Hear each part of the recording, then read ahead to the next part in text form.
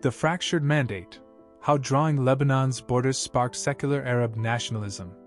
When the Ottoman Empire collapsed after World War I, the map of the Middle East was completely rewritten. For over 400 years, the region known as Greater Syria was a vast cultural mosaic where religious sects lived in a delicate balance. Druze, Maronite Catholics, Greek Orthodox Christians, Sunnis, and Shias often lived in separate, self-contained villages.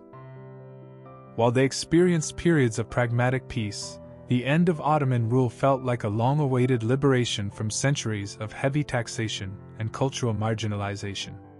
For many, especially the Maronites of Mount Lebanon, the dream was total sovereignty. The Maronites, as Eastern Catholics, shared deep historical and liturgical roots with the Orthodox community. Even today, they remain similar in spirit, such as maintaining the original Nicene Creed without the filioque clause used by the Roman Church. Given their long history of autonomy in the mountains, the Maronites deserve their own governmental sovereignty, a space where they could finally be masters of their own destiny. However, when the French colonial administration took over the League of Nations mandate, they made a strategic error that changed everything. Instead of granting the Maronites a smaller, independent state in their mountain heartland, France created Greater Lebanon in 1920. They annexed coastal cities like Beirut and Tripoli and the fertile Bekaa Valley. The French assumed that allowing the Maronites to govern over these massive, diverse territories would ensure a pro-French stronghold in the east. While this move gave the Maronites power, it ignored the reality of sectarian tensions left over from Ottoman rule and the prosperity struggles in the surrounding villages. This created a very specific and tense dynamic between the Maronite and Orthodox leadership during the 1920 transition. Initially, the Greek Orthodox Patriarchate and elite families in Beirut were open to a partnership. They saw the Maronites as fellow Christians who could provide a shield against the uncertainty of the post-Ottoman world. But as the transition solidified, the Maronite leadership, backed heavily by French high officials, began to monopolize the new state's identity. The Orthodox leaders felt they were being treated as a minority within a minority. Instead of being treated as equal partners in a grand Christian project, they were often sidelined in administrative appointments and land decisions. This overextension by the Maronites and the French neglect of other communities set the stage for a massive power struggle. In many villages, including places like Yenta, where Druze and Orthodox families lived side by side, the economic hardship was real. When the first immigrant from Yenta arrived in Canada in the late 1800s, they identified as being from Syria. After 1920, they were told they were Lebanese. This sudden shift, combined with the fact that the French and Maronites were governing over populations that never asked to be part of the new state, meant that a coup or a violent pushback was almost inevitable. I believe the Orthodox community should have humbled themselves during this era and pushed much harder for collaboration with the Maronites. Despite the friction, a unified front would have been stronger. However, because the Orthodox felt neglected, many turned toward a new, radical intellectual path: secular Arab nationalism.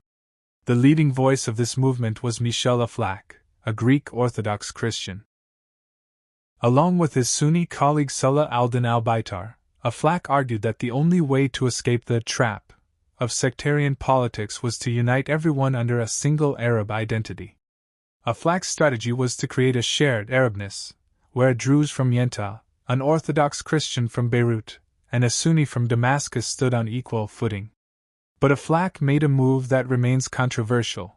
He began to frame Islam not as a religious truth, but as a cultural achievement of the Arab people to make the movement popular with the majority. This is where the intellectual divide remains sharp. For those of us who hold to the Orthodox faith and understand the importance of Christian solidarity, acknowledging Islam, even as a cultural feat, is an unacceptable compromise.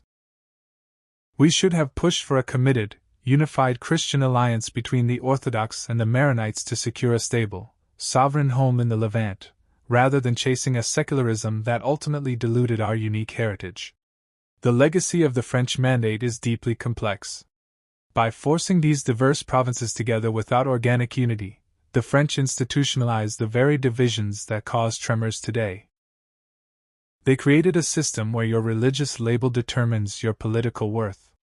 This history reminds us that when we allow outside powers to draw our lines, we inherit a century of searching for an identity that was never truly ours to begin with.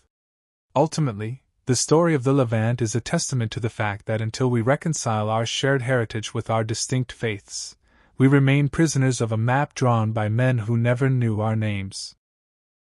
Yet, we must remember that building a better future does not require us to sacrifice our convictions or fight our Christian brothers and sisters.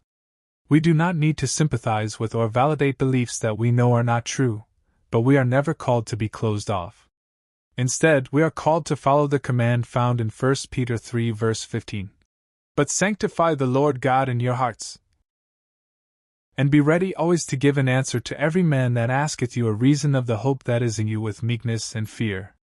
We should always welcome open, honest discourse to educate others and stand firm in our truth, striving for unity among our own people without compromising the faith that defines us.